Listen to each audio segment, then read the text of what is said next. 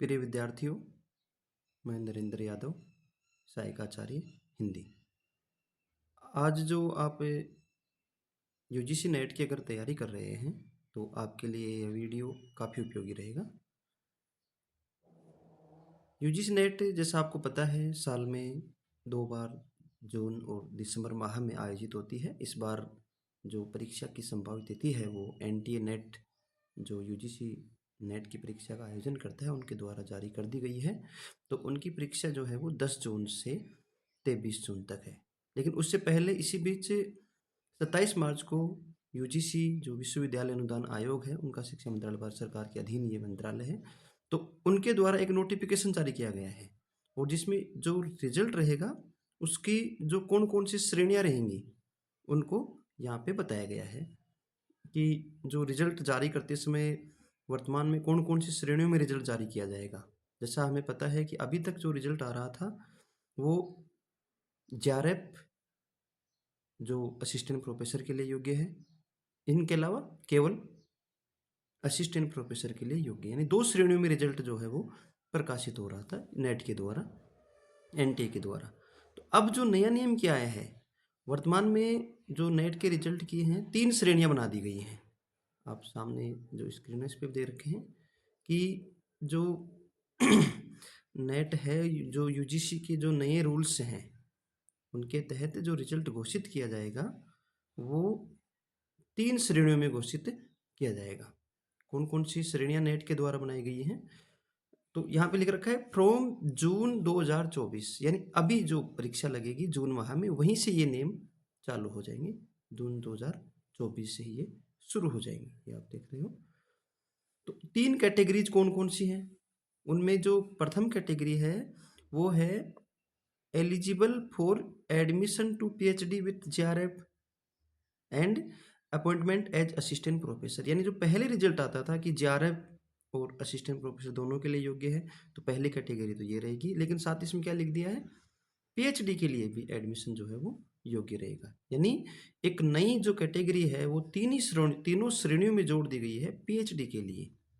जैसा आपको पता है कि विभिन्न विश्वविद्यालय के द्वारा जो यूजीसी के नए जो नियम हैं उनके तहत पीएचडी के लिए रिसर्च एलिजिबिलिटी टेस्ट रेट जो है उसका आयोजन किया जाता है और उसके स्कोर के आधार पे तथा इंटरव्यू के आधार पर पीएचडी में एडमिशन दिया जाता है।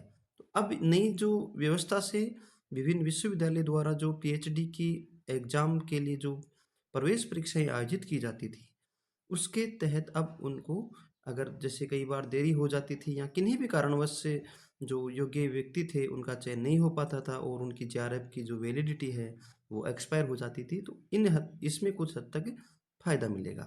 दूसरी कैटेगरी है eligible for admission to PhD without JRF, यानी इसमें जेआरएफ नहीं मिलेगी, पीएचडी के लिए तो योग्य रहेगा और वो अपॉइंटमेंट एज असिस्टेंट प्रोफेसर रहेगा। और तीसरी जो नई श्रेणी है वह है eligible for admission to PhD programmes only, यानी वह केवल पीएचडी प्रोग्राम्स में जो कार्यक्रम है यूनिवर्सिटीज़ की जो एग्जाम्स हैं उसमें भाग ले सकता है and note for the award for JRF, उनको जेआरएफ जो है वो भी नहीं दी जाएगी। तो तीसरी श्रेणी ये वाली है। इसमें आगे जो दे रखा है कि कौन जो है वो किसके लिए क्वालिफाई होगा, तो कैटेगरी 1 जो है उसमें कैटेगरी 1 में आप देख रहे हो, कैटेगरी 1 में अवार्ड फॉर जेआरएफ मिलेगा और वो असिस्टेंट प्रोफेसर के लिए भी एलिजिबल रहेगा। तो ये तीनों श्रेणियां जो हैं वो इसमें आ जाएगी और पीएचडी के लिए रहेगा। ये एक नई श्रेणी कह सकते हैं कि यूजीसी ने जारी की है पीएचडी एडमिशन के लिए। दूसरा है कैटेगरी 2। कैटेगरी 2 में आप देख रहे हैं, कैटेगरी 2 में है appointment as assistant professor and admission to PhD, यानी उसका असिस्टेंट प्रोफेसर के लिए योग्य है लेकिन वह क्या है, जेआरएफ के लिए योग्य नहीं है, यानी उसको जेआरएफ नहीं मिलेगी, असिस्टेंट प्रोफेसर और पीएचडी में एडमिशन के लिए योग्य रहेगा। तीसरी कैटेगरी है एडमिशन टू पीएचडी ओनली, ये नई श्रेणी जो इस बार यूजीसी ने जारी की है कि उसमें जेआरएफ भी नहीं रहेगा उनके और असिस्टेंट प्रोफेसर के लिए योग्य नहीं है लेकिन उसका पीएचडी में एडमिशन हो सकता है। तो ये तीसरी जो श्रेणी है वो शामिल की है। तो इस प्रकार से जो रिजल्ट है यहाँ पे लिख रखा है कि the result of net will be declared in percentile. Percentile में रिजल्ट जो है वो घोषित किया जाएगा, क्योंकि उनका जो स्कोर रहेगा उनका उपयोग विश्वविद्यालय द्वारा पीएचडी की जो परीक्षाएं हैं उसमें एडमिशन की जो प्रोसेस है उसमें इसका उपयोग किया जाएगा। और ये जो श्रेणियां बना रखी हैं कैटेगरी 2 और कैटेगरी 3 आप देख रहे हो, इसमें जो स्कोर है यहाँ पे लिख रखा है कि the marks obtained in the net by the candidates in categories 2 and 3 will be valid for 1 year, यानी 1 वर्ष तक ये स्कोर जो है वो मान्य रहेगा। यानी आप जो एग्जाम दे रहे हो तो उसके 1 वर्ष के अंदर अगर आप प्रवेश लेंगे तो आप यहाँ पे एडमिशन ले सकते हैं। साथ ही जो आपका जो स्कोर रहा है सीधा ही एडमिशन नहीं हो जाएगा। आपने जो नेट में अगर कितना भी स्कोर किया है तो जो भी क्वालिफाई हो जाएंगे उनका जो एडमिशन की जो विश्वविद्यालय के द्वारा पीएचडी में प्रवेश की जो रेगुलेशंस हैं यूजीसी के, उनके द्वारा 70% वेटेज जो है वो टेस्ट का स्कोर में काउंट होगा और 30% वेटेज जो है वो इंटरव्यू के लिए काउंट होगा। इस प्रकार से दोनों को मिला करके जो है वो मेरिट बनेगी। दूसरा जेआरएफ अगर है तो वो सीधा ही इंटरव्यू के लिए कॉल हो जाएगा। यहाँ पे देख रहे हैं आप, JRF qualified students are admitted into the PhD programmes based on interview, यानी इंटरव्यू उनका भी होगा। और जो बाकी जो कैटेगरी 2 और 3 में है उनकी 70% वेटेज स्कोर जो नेट में प्राप्त करेंगे उनके आधार पे यूनिवर्सिटीज़ काम में लेंगे और 30% का इंटरव्यू होगा। इस प्रकार से जो राष्ट्रीय पात्रता परीक्षा है उसकी उपयोगिता भी बढ़ गई है। और अगर आप अच्छा प्रदर्शन करते हैं तो आपकी पीएचडी में अगर स्कोर अच्छा रहेगा तो पीएचडी में एडमिशन की संभावनाएं भी बढ़ जाती हैं। एक प्रकार से यूजीसी ने इस टेस्ट की महत्ता जो है वो बढ़ा दी है और जो विभिन्न प्रकार के विश्वविद्यालय जो किसी भी कारणवश प्रवेश परीक्षाएं इस समय पे आयोजित नहीं कर सकते थे वो इस स्कोर का उपयोग अपने प्रवेश परीक्षा देते समय कर सकते हैं।